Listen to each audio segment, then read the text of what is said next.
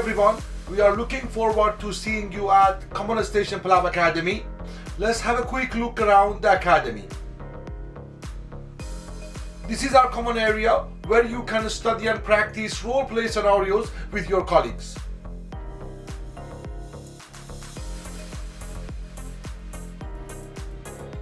This is the kitchen and dining area. We have 3 spacious lecture halls. This is our red classroom. Here is our green classroom.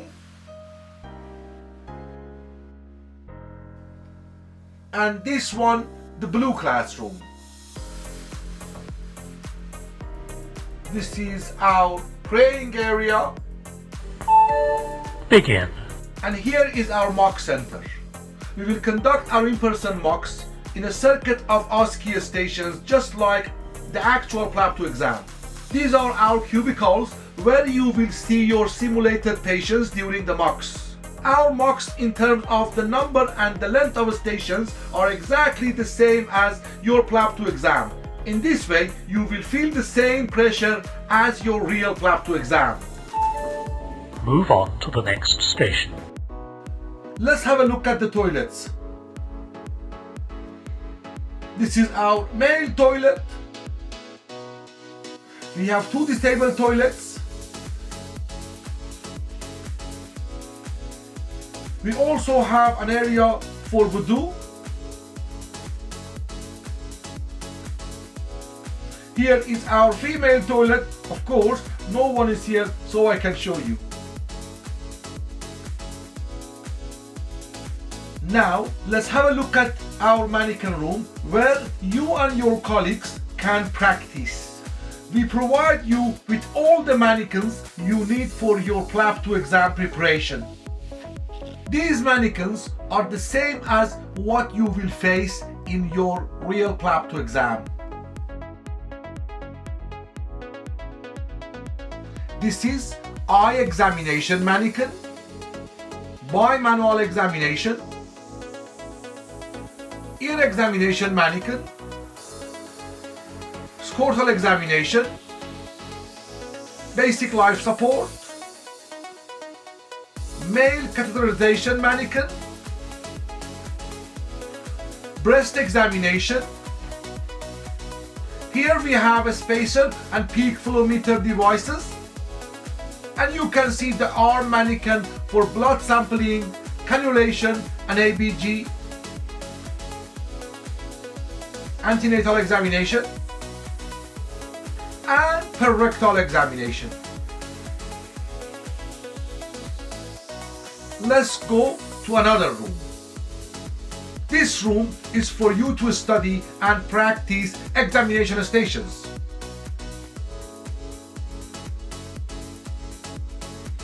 You will be provided with all the medical instruments you need for your preparation.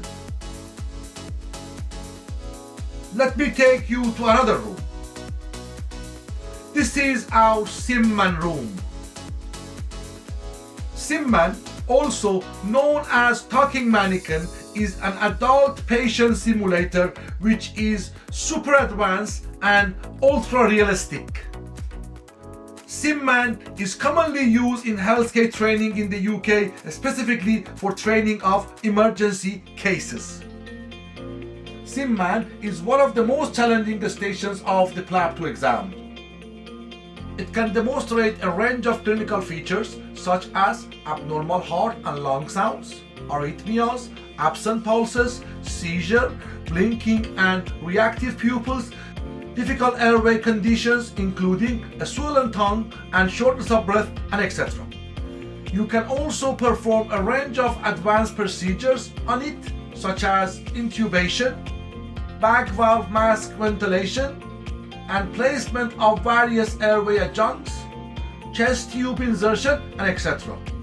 Simman is connected to the monitor so you can see its vital signs and ECG. Simman will react to medical interventions and treatments. I'm sure you have done most of examination and procedures on real patients. However, since it is a dummy, things are a bit different compared to a real human being. Moreover, different simmans have got different features and are made for different training purposes. For example, the anatomical place of pulses vary in different simmans. Another example is that since hard and long sounds are generated by speakers, they can sound different in different simmans. And that's why it is crucial to get trained on a right simman.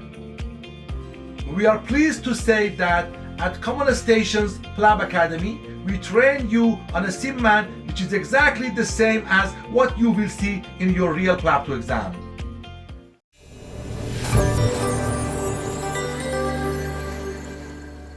Let me tell you about our educational package and how we can prepare you for your PLAB 2 exam at Common Station PLAB Academy. Our educational package has 5 steps. Number 1, study material. Number 2, short introductory online course. Number 3, long full course. Number 4, unlimited practice facilities in the academy. And number 5, 2 full in-person mocks.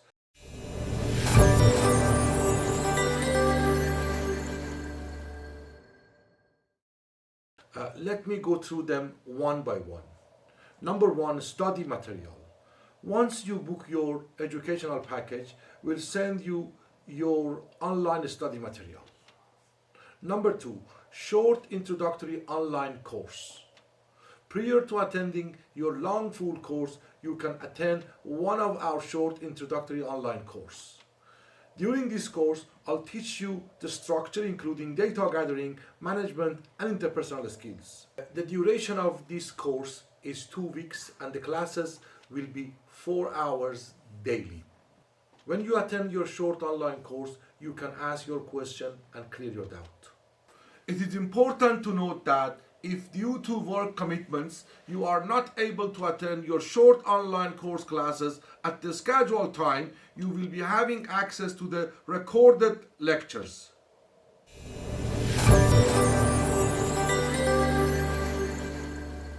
Number 3, long full course. You can then attend your long full course. The duration of this course is also 2 weeks, but the classes will be around 10 hours daily. During the long full course, the content of the short online course will be reviewed in more detail, and the main focus will be on teaching type scenario and role play session. This course also includes classes for mannequin and examination stations. On top of that, we will conduct supervised simman training for our candidates.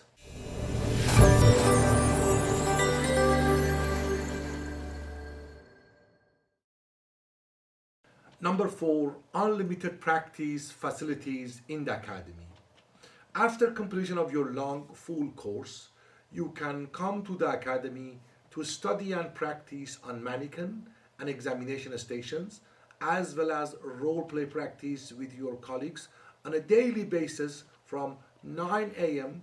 to 7 p.m. UK time. The academy is open every day, including the weekends and bank holidays.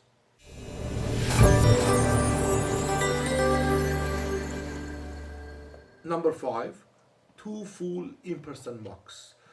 We will conduct 2 full mocks within 2 weeks' time prior to your exam date, when you have practiced enough and prepared to take them. Each of our mocks, in terms of the length and the number of stations, is exactly same as PLAB 2 exams. This means if the GMC conduct the PLAB 2 exam with 16 stations, our mocks will include 16 stations. If the GMC conduct the PLAB 2 exam with 18 stations, our mocks will include 18 stations. You will receive one-to-one individual feedback after each mock.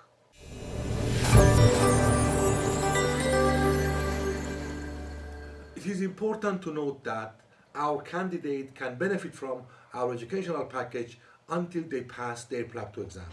In our academy, almost the entire course is taught by me. Let me tell you a bit about my teaching style. In our full course, I'll teach you how to approach various type scenarios, and how to deal with different situations during the consultations. In this way, you will be independent from memorizing the so-called script, which is the wrong way of teaching PLAB 2 exam. Being scripted is the main reason the candidates fail PLAB 2 exam. And that's why I teach you the right structure to be able to manage any case scenario during the exam as well as the real life.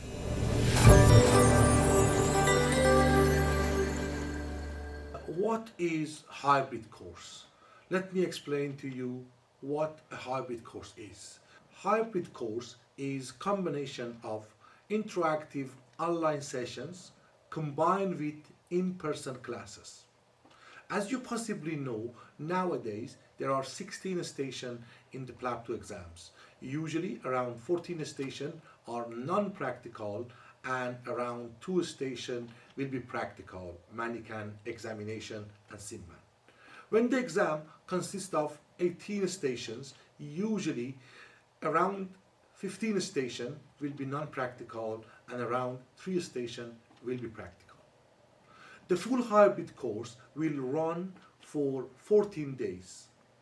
The classes will run from 9 a.m. to 7 p.m. UK time. You can take the first 12 days of the full hybrid course remotely. During the first 12 days of hybrid course, we will have lecture about the type scenarios every morning. In the first 12 days, I will cover all the non-practical subjects, such as history-based type scenario, all counseling-based type scenario, including counseling of a newly diagnosed disease, poorly controlled disease, medication counseling, test result counseling, risk assessment, pre-op assessment, counseling of a procedure, post-op complication, and pain management. And of course, pediatric type scenarios, obs-and-gynae type scenarios, psychiatric type scenarios, telephonic consultation, prescription task, ethical type scenarios, including non-accidental injury, in pediatric case, elderly negligent, domestic violence, breaking a bad news, different types of course, demanding patients, difficult colleague, medical errors, angry patient, dealing with the complaint, how to deal with a patient with learning difficulty, young patients, confidentiality and consent, as well as mental capacity assessment.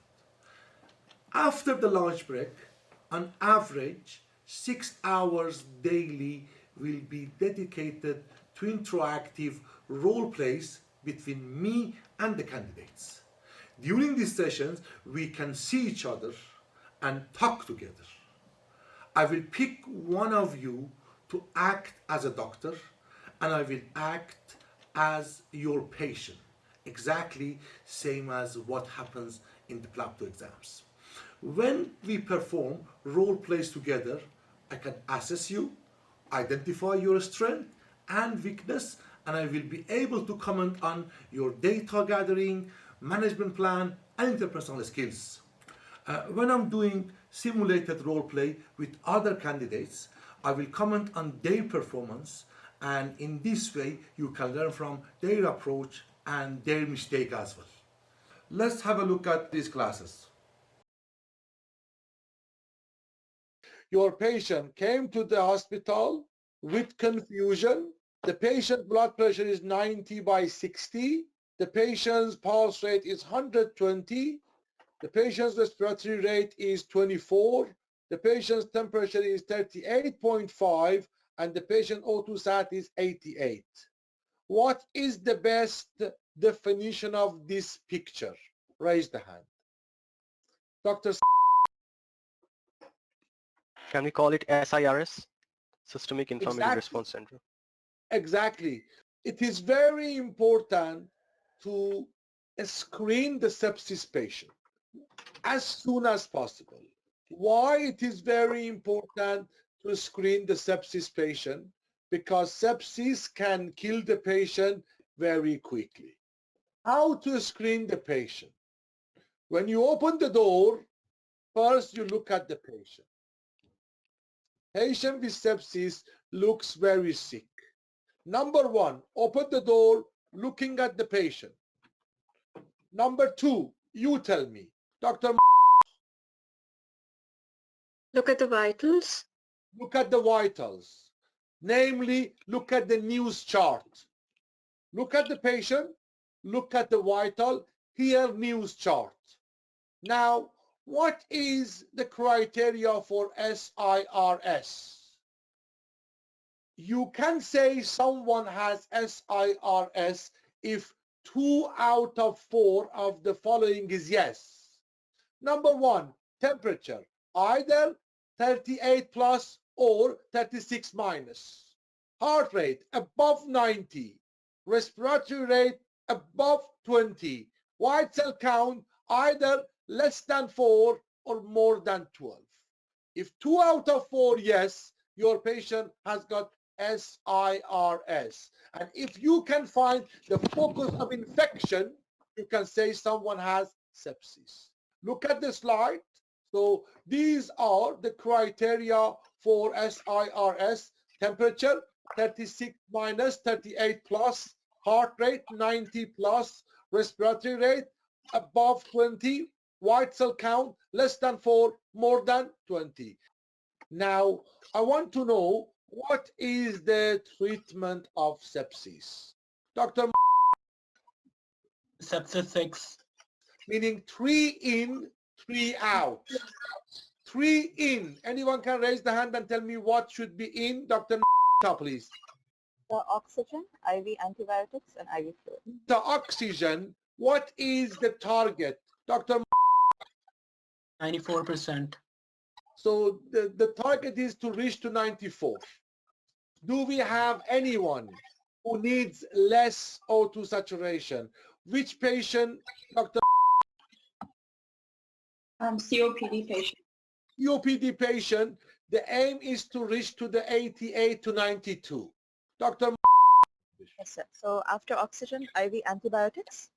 IV antibiotic, well done. Apart from IV antibiotic, what else, doctor? IV fluids, our aim is to maintain the systolic blood pressure at least 90. Well done. We start with 500 bolus of Hartmann solution very quickly, over 10 minutes. And then we repeat the fluid if the systolic blood pressure is 90 or less than that, or if the patient's lactate is greater than 2. Please have a look at this slide. That's 3 in. 3 out. Anyone can tell me next 3 out?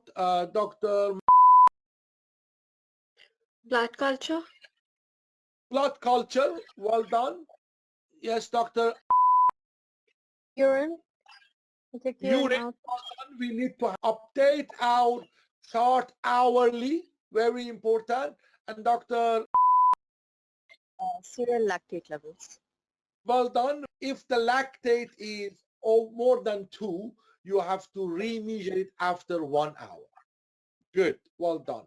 Well done. This is your 3 out.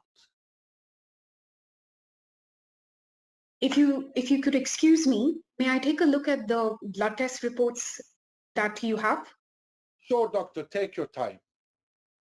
Thank you. Okay, Jackie, can you tell me what brought you to the hospital? Doctor, I've been tired lately. That's why I was told I should come and see you.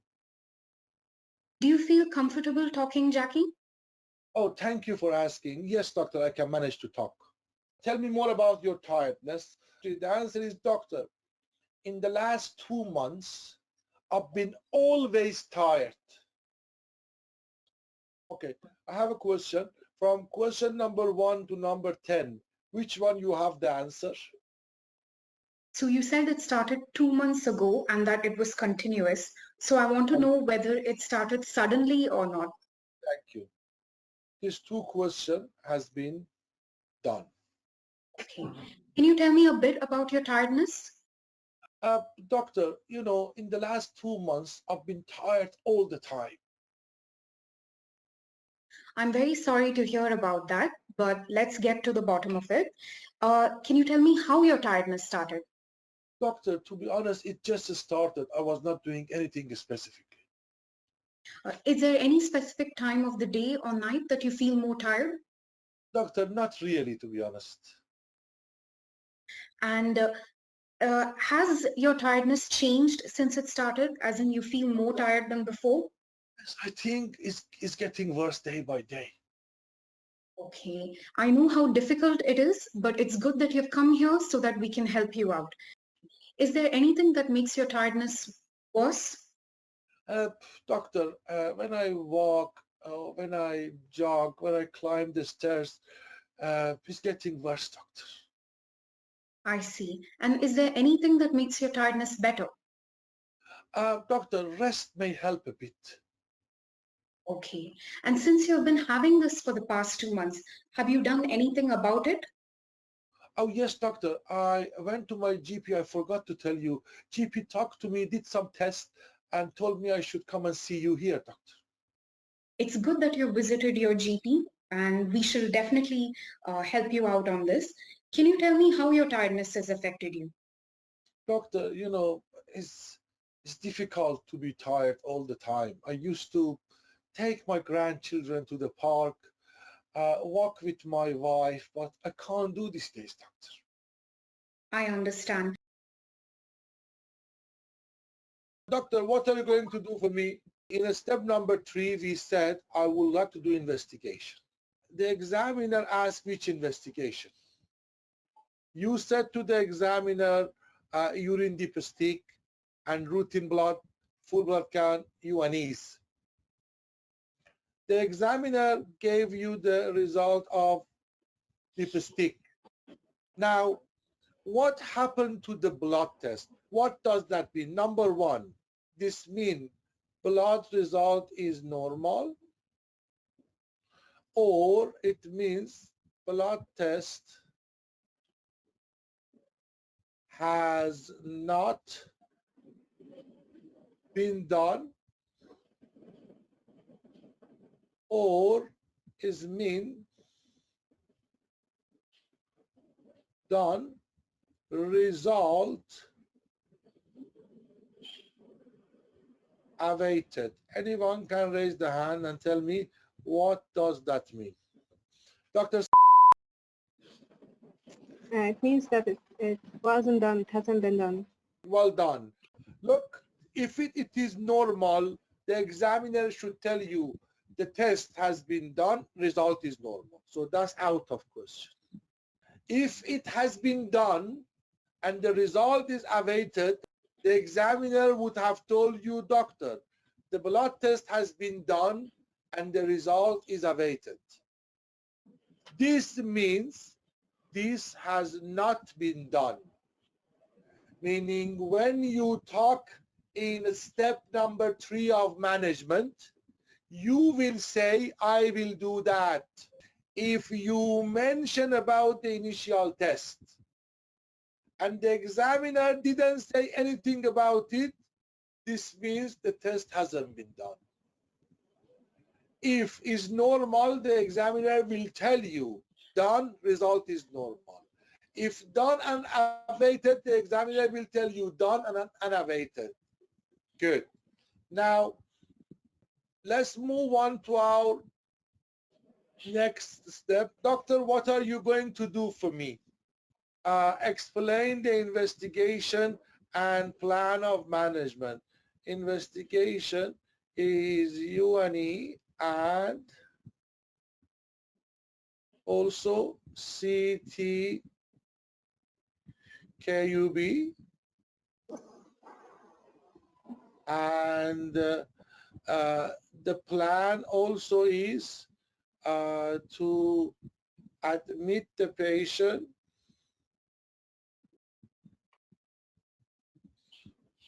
and of course under admission you should give the patient treatment which includes painkiller, which include anti-sickness medication, which includes IV fluid and tamsulosin. Now, I want Doctor, what are you going to do for me? All right, so from what we have done, I got a urine dipstick done, and I did this to know if there's any blood in your urine, if there's any bug in your urine, or if there's any cast in your urine. What we found is that there's some blood in your urine, but the rest of the examinations are normal. I'm going to send some further blood tests to see if you have weak blood, or if there's any problem with raised calcium, and also furthermore I'm going to get an imaging done known as CT-KUB just to see where this stone is exactly located and what the site this is. Since your pain hasn't been relieved up to now, I'm going to also keep you in the hospital. I'm going to give you some medicines to relieve your pain, and also anti-sickness medications since you've been vomiting, and also something to relax your urinary tracts. It might be possible that the stone may pass on its own. It was very good. It was very complete version. But how much time did you spend to talk? That's against our first agreement, remember, to talk in a short version. So now the question is, what would be the solution? So what she did was very correcting. The solution is to not talk about everything in one go. Of course, what has been done should be explained. Dr.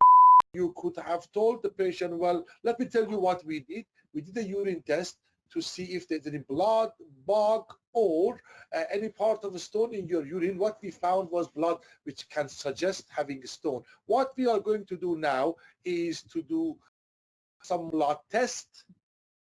For now, we need to keep you in the hospital. We may need to do some imaging. And of course, we have to give you some medication. Full stop. Look, I explained the first line by detail because that was done. And then I opened a new chapter. What is the new chapter? Some blood test. Also, we may need to do some imaging. And then we need to keep you in the hospital to give you some medication. And then you pause. And then what will happen? You mention about something like imaging, like admission, like medication. And now patient can ask you about whatever he thinks that's important for him.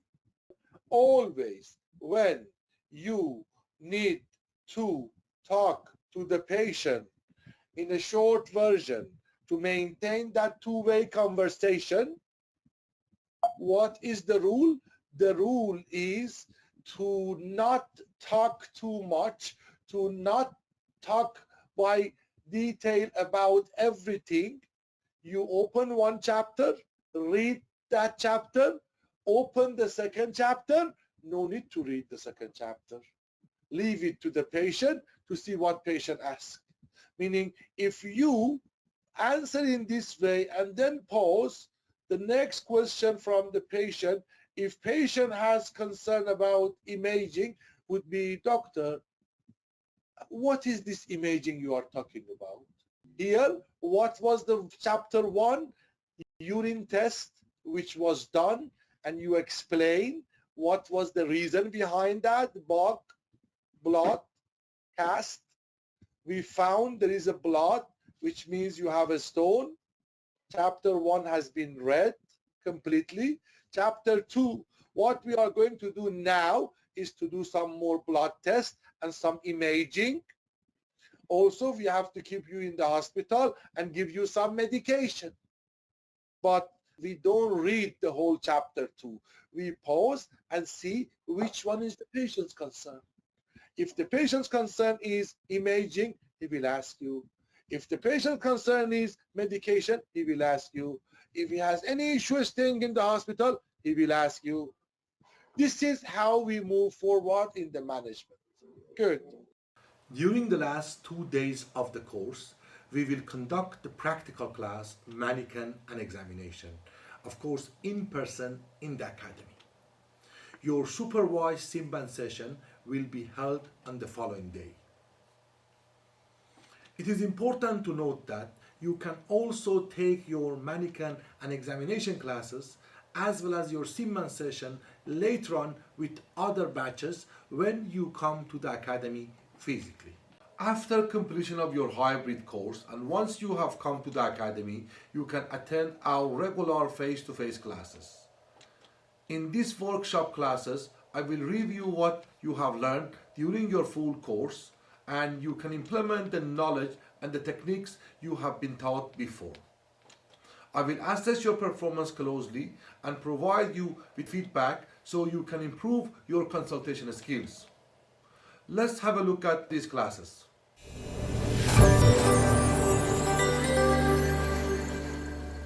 One of the most important area of ethical is medical error. So we need to know what are the steps of dealing with any medical error. When we deal with medical error, remember we have 5 plus 2 steps. Step number 1, patient safety. Patient safety always comes first.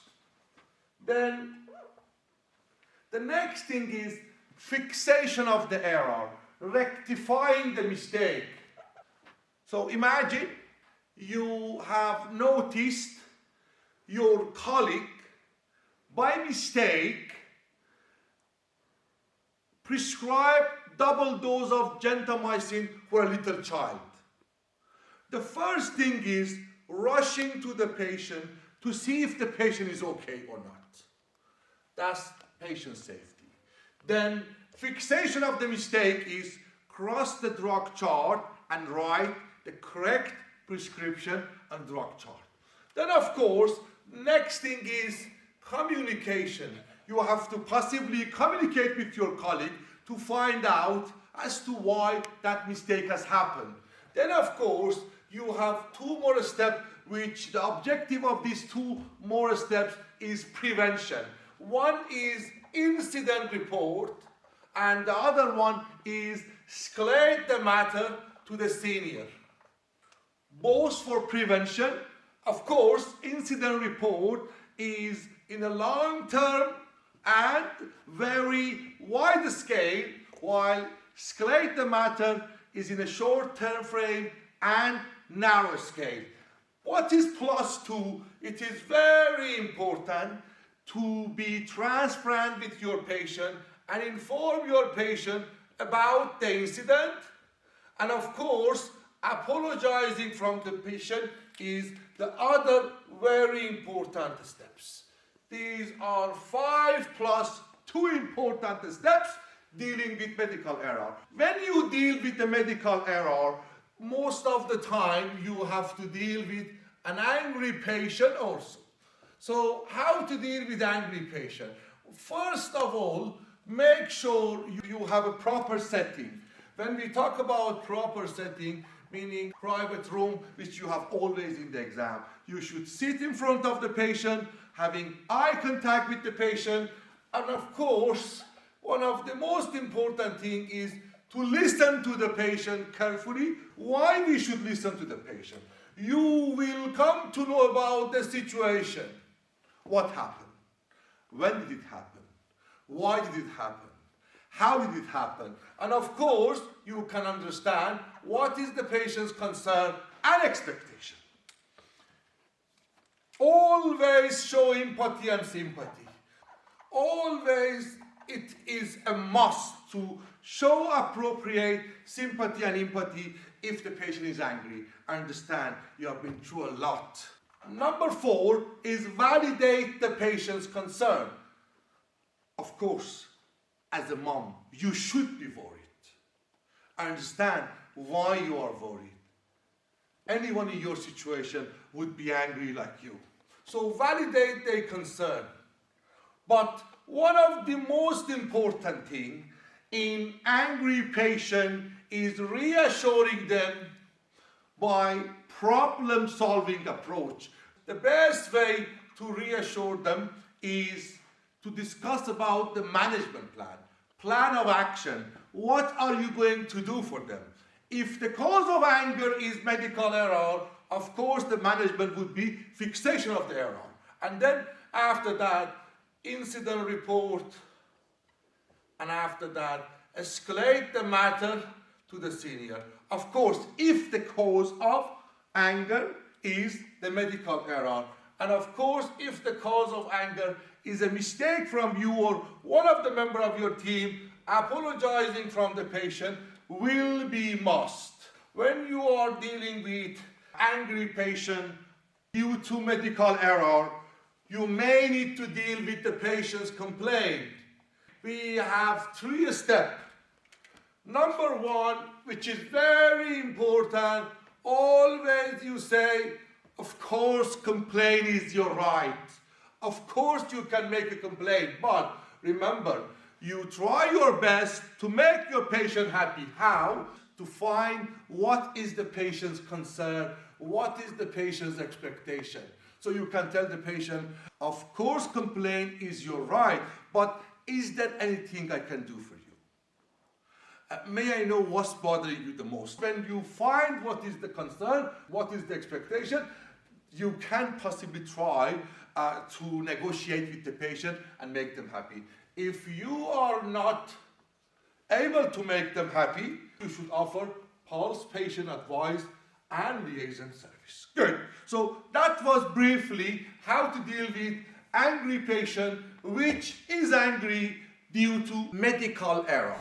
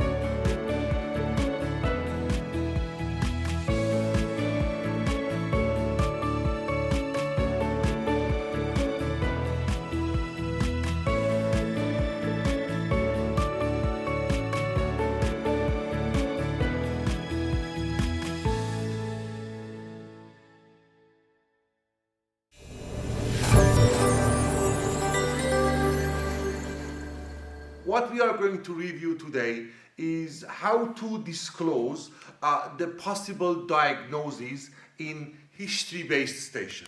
So we know history-based station has got 4 steps. So the first step, step 1, is your history. You should take a well-organized history and you should spend up to 4 minutes. Then after that, step number 2, you verbalize the examination. Once you have completed your history, you tell your patient, I would like to examine you. and you will be asked which examination. And then of course you discuss about vital, general physical examination and systemic examination, of course based on your provisional diagnosis. And you will be provided with some information about the examination finding. Step 3 is investigation. After step number 2, you tell the patient, now we need to do some investigation. And you may be faced the question, which investigation? And you should explain the investigation based on the provisional diagnosis and your setting. And you may be provided with some information about the investigation result. And step number 4 will be our management. So these are 4 important steps in history-based station. The first 3 steps called data gathering, and of course step 4 is your management part. When it comes to management, management by itself has 5 different stages. First is disclose the diagnosis, then explain the diagnosis, then you'll talk about further investigation, and of course after that you talk about treatment, which can be non-medical, medical or surgical. And the last step would be your safety netting and follow-up plan. So what we are going to review now is how to disclose the diagnosis. After data gathering, the diagnosis may be confirmed, may be unconfirmed, and may be inconclusive. Imagine you have a young patient presented to you with dysuria, lower abdominal pain, smelly urine, cloudy urine, and frequency. After doing physical examination, vital, general physical examination, abdominal examination, you reach to the step number 3, which is investigation. Which investigation should be offered? The first thing is urine dipstick. And when you mention about urine dipstick, you have a result which is nitrate, leukocyte, hematuria positive. Of course, this is a confirmed diagnosis, and when you disclose, you can tell the patient, from what you told me, from what we have done, you have a condition called urinary tract infection, in short UTI. That's a confirmed diagnosis. Unconfirmed diagnosis. Imagine you have a patient who has headache, occipital, very sudden in onset, 2 hours ago. Patient described this headache as worst ever headache, neck stiffness, photophobia. You will ask questions about fever, rash. There is no fever, there is no rash. On examination, you mention about all the relevant examination, vital, general physical examination. And of course, you should do neurological examination, and you mention about that. The finding would be no Kernig's, no Brzezinski positive. Of course, you are thinking about subarachnoid hemorrhage. But you know, it wouldn't be confirmed until you have imaging, CT brain. And when you mention about investigation in step number 3, nothing has been done yet. It looks like subarachnoid hemorrhage, but is not confirmed. So when you disclose this, you should use very tentative language, and of course you should mention to the patient you have to run some tests to confirm that. You can tell the patient, from our assessment, it seems to us you may have a condition called subarachnoid hemorrhage, which should be confirmed by running further investigation, for which you need to be referred to be seen by the specialist. So still you need to disclose it to the patient because the patient should be referred to be seen by neurosurgeon. And of course, that's the patient's right to know what you are suspecting. And of course, patients should know as to why they are going to be referred to a specialist.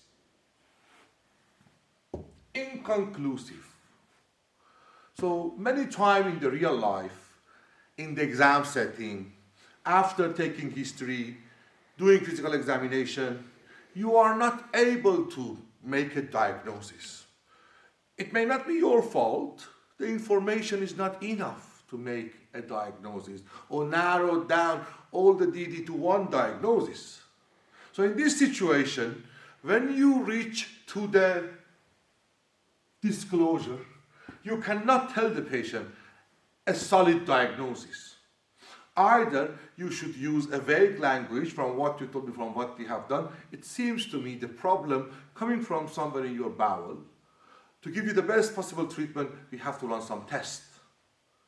Or alternatively, you can talk about the possible differential diagnosis you are having in your mind. Good.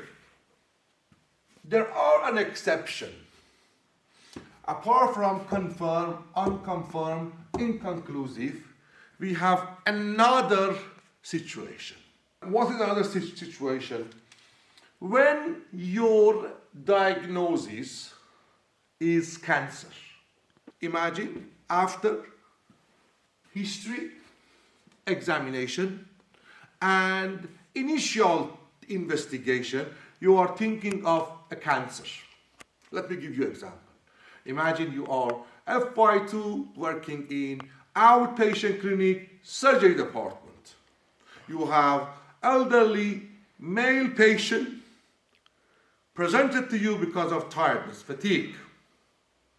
Patient has been referred by the GP to you. And of course, initial assessment has been done by the GP. When the patient is tired, of course, the first test is full blood count, which you have the result of full blood count, which shows anemia. Your duty during the data gathering would be to find out what is the cause of this anemia. And when you start taking history, you realize that the patient has been having change in bowel habit, the patient has perectal bleeding, the patient has some kind of weight loss, maybe loss of appetite, and most likely you are thinking about bowel cancer. It is a bit difficult to tell the patient directly, you have bowel cancer. You don't want to initiate that. So, and that's why you have to find a reliable strategy to tell the patient you have a cancer. Remember, at the same time, you don't have any confirmatory test, which would be colonoscopy plus minus biopsy. This means this diagnosis is unconfirmed. But since that's a cancer, possibly the way to disclose would be different. How to disclose cancer which is not confirmed? We have 3 steps. What are these 3 steps? First, pausing technique. After that, icing technique. And after that, poking technique. So, what's pausing? When the patient asking you, doctor, what's going on, you tell the patient, well, from what was done for you, you have anemia, which is having weak blood. Anemia has different causes, but what we are thinking is possibly that's because of some problem in your bowel, for which we are going to do some further tests. And then you pause. Maybe patient asks you, doctor, is it cancer? If that happens, you cannot lie. If the patient asks you this question, possibly you reply in this way, understand you must be concerned. Well, cancer is one of the possibilities. However, to confirm, we have to run further tests. And then you move forward. Ice. If you pause and patient didn't tell you, doctor, is it cancer? And instead, when you say it seems to be the problem coming from your bowel, for which we have to run some tests, maybe patient says, doctor, that's fine, you can do that. Then you can ask the patient. How? You tell the patient, well, it's been 3 months you have had this problem. You might have given some thought into this matter. By any chance, do you have any idea what's going on? And the patient may tell you, doctor, is it cancer? You can say, well, you must avoid about cancer, but may I know why do you think so? Doctor, a friend of mine had the same symptom. And after a few months, they told him he had a bowel cancer. Then, of course, you can say, well, I'm so sorry about your friend. Bowel cancer is one of the possibilities, but we have to confirm that by running further tests. Then you move forward and talk about different steps. Sometimes, when you ask the patient, do you have any idea what's going on?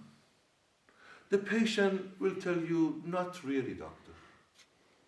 In this way, you ask the patient, didn't work.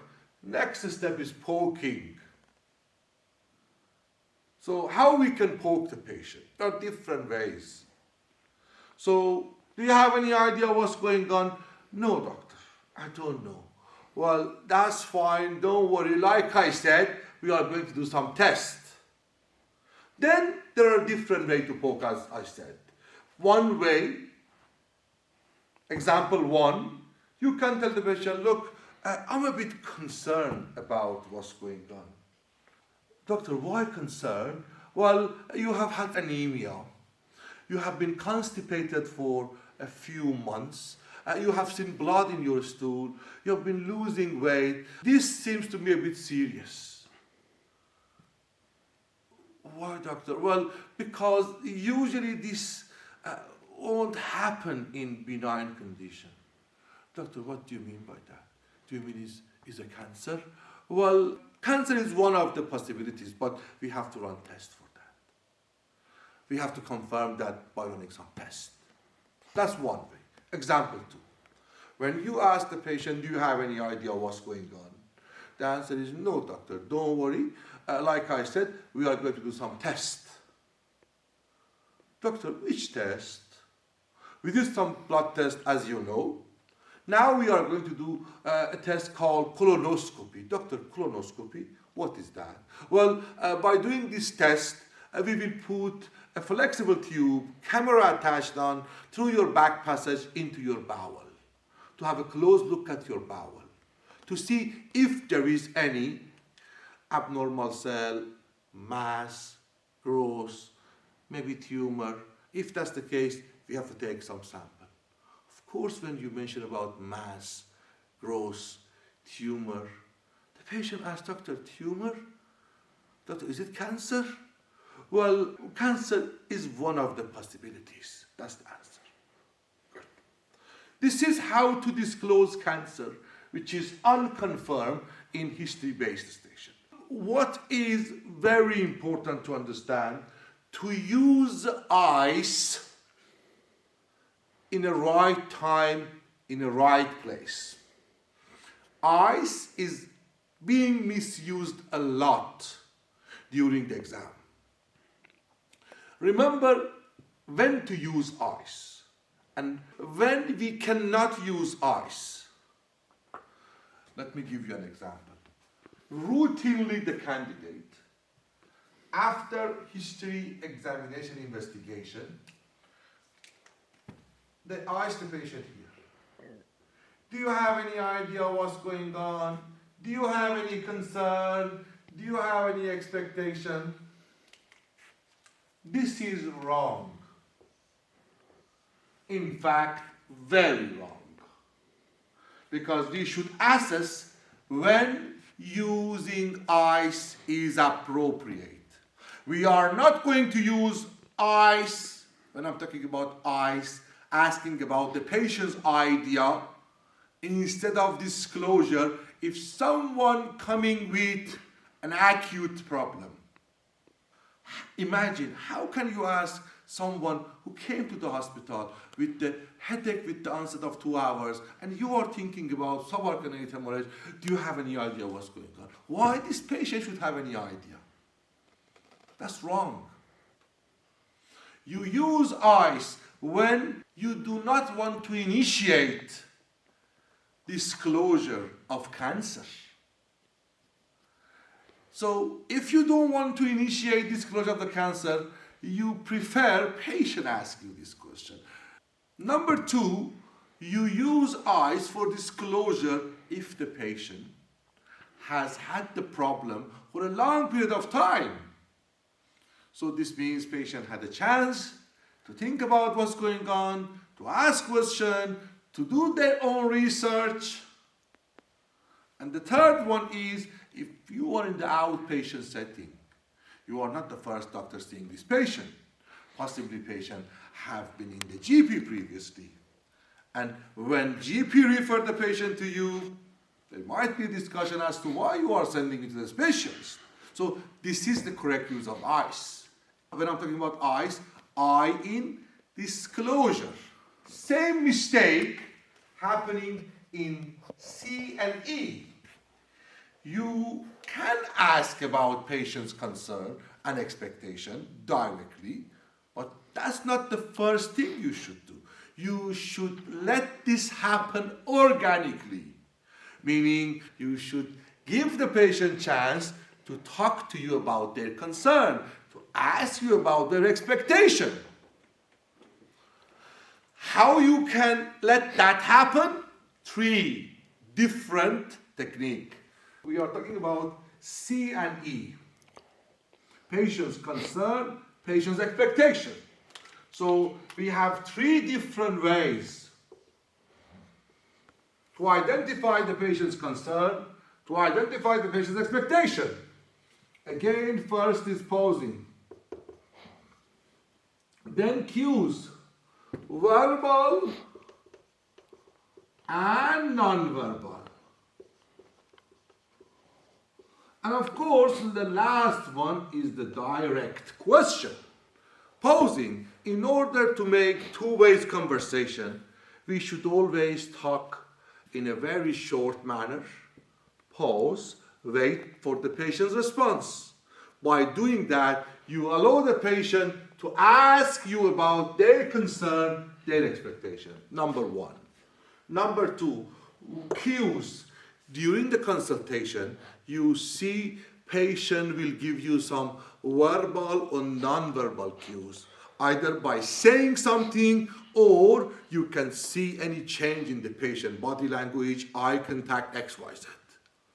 Of course, you can ask the patient, is there anything bothering you? Of course, you can ask the patient, do you have any concern? Do you have any question?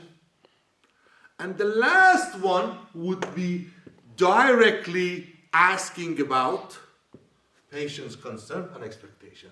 At the end, after patient gave you 2 concern, 3 expectation, you can ask, okay, is there anything else you would like to ask me? Do you have any other concern? By any chance, is there anything else I can do for you today? So, very important to not misuse ice.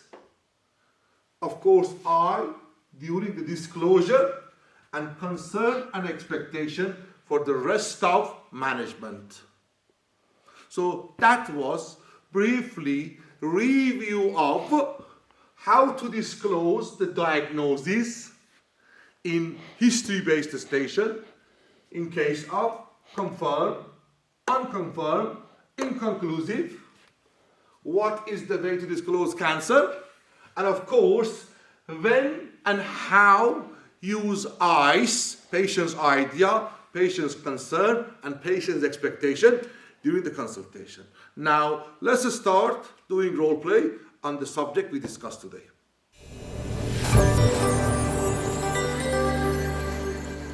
When should I attend my hybrid course? We advise you to attend your hybrid course at least 3 to 4 months before your exam. One of the common questions I receive is, can I attend my hybrid course earlier than this? The answer is, of course you can. In fact, the earlier the better. The earlier you start your hybrid course, the more time you will have to study and practice. The other concern is, if I attend my hybrid course earlier, will I forget it?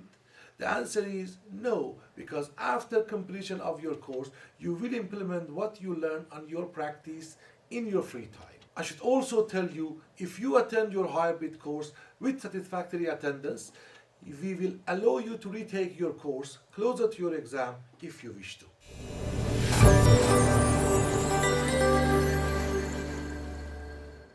How can I utilize my time after attending the hybrid course and before coming to the academy? The answer is practice. After attending your full course, practicing is the key to pass the PLAB exam. By attending your hybrid course in advance, you can utilize your time in a more efficient way by starting to practice with your colleague a few months before your exam.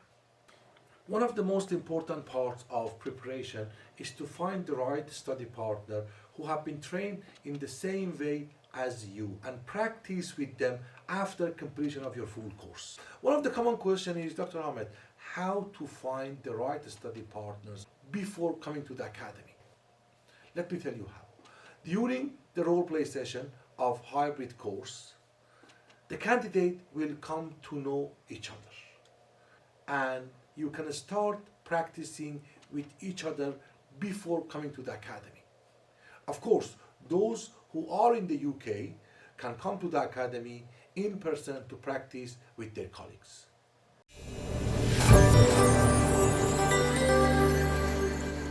If I have work commitment, how many days of leave should I apply for?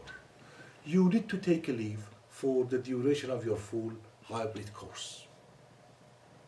It is very important to not have any commitment during the hybrid course, since you will have almost 10 hours class daily, and after each class you need to review what you have been taught. However, like I said, you do not need to take leave for the duration of your short online course, which you can take prior to your full hybrid course, as you will be having access to the recorded lectures of your short online course.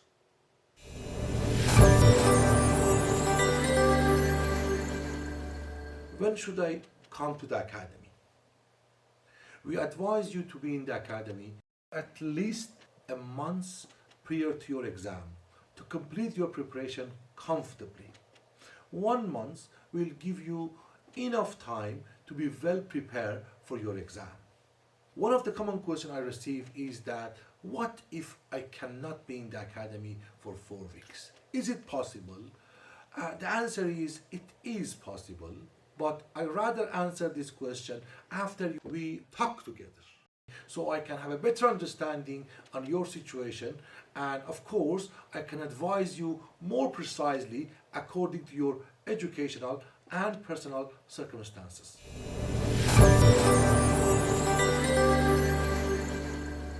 What will happen after I attend the academy? Let me tell you. Number 1, you will be completing your course by attending your practical sessions, which includes mannequin and examination classes. Number 2, you will also attend your supervised SIMMAN session. Number 3, you will be having extra face-to-face workshop classes with me in the academy regularly. Number 4, of course, when you attend the academy in person, you and your colleague are able to practice on mannequin, examination, and role play scenarios on a daily basis from 9 to 7 without any limitation until your exam. Like I said, the academy is open every day, including weekends and bank holidays. Number 5, when you have practiced enough and you are prepared, you will be having 2 full in-person mocks within 2 weeks' time before your PLAB exam. You will receive one-to-one individual feedback after each mock.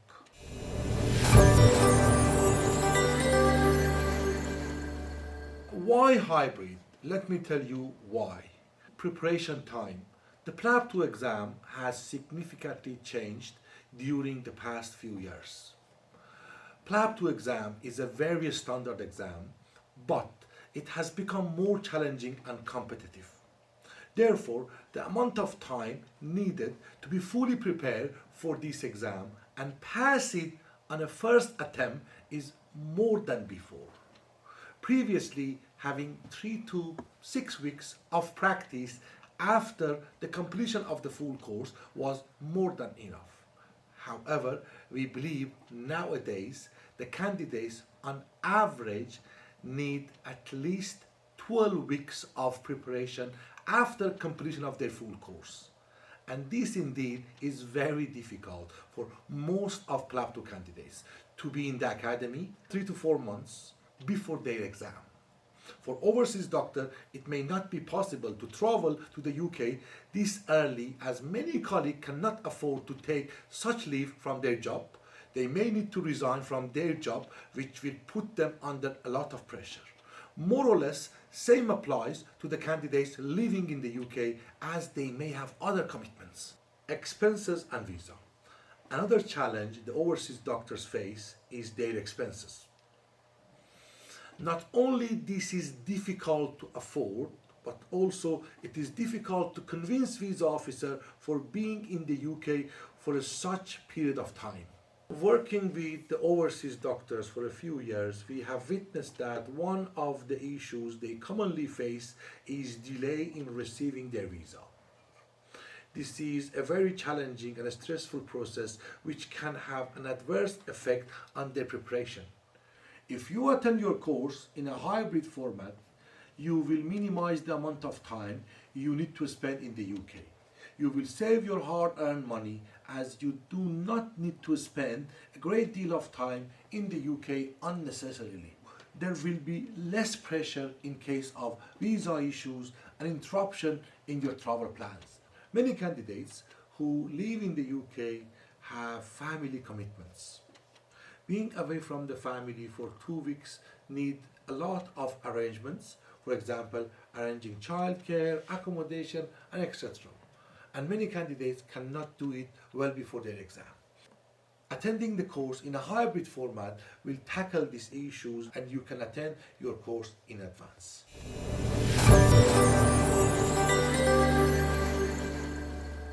What makes our hybrid course unique? What makes our hybrid course unique is that, unlike what commonly happens, we are not just going to broadcast a live class when a few candidates are sitting in a class and someone is teaching them. In this way, those attending the course remotely can only observe the class. While in our hybrid course, the candidates can see each other. I make everyone involved in the interactive session, and all candidates will actively participate in the role play sessions. In this way, you get the feeling of being in the class with all your other colleagues and not only observing a live class. And my final word. I've been a teacher for almost my whole life. My mom was a teacher, my dad was a teacher, and I know how to teach. I've been training overseas doctor for many years, and I know how to train you very well for your PLAB 2 exams. I almost take all the classes by myself in my academy. I won't teach you to memorize the script. Let me tell you in this way, I don't give you a fish. Instead, I will teach you how to fish. I will teach you how to approach various type scenarios and how to deal with different situations during the consultation and not being dependent on the script anymore. Last but not the least, like I said, I am an old school teacher. I love my chalk and board, but the COVID-19 pandemic showed me another way to teach. And believe me, having hybrid course is the wisest, the most efficient, and the most practical way to train you for the PLAB 2 exam. I look forward to seeing you in Common Station's PLAB Academy. Best of luck.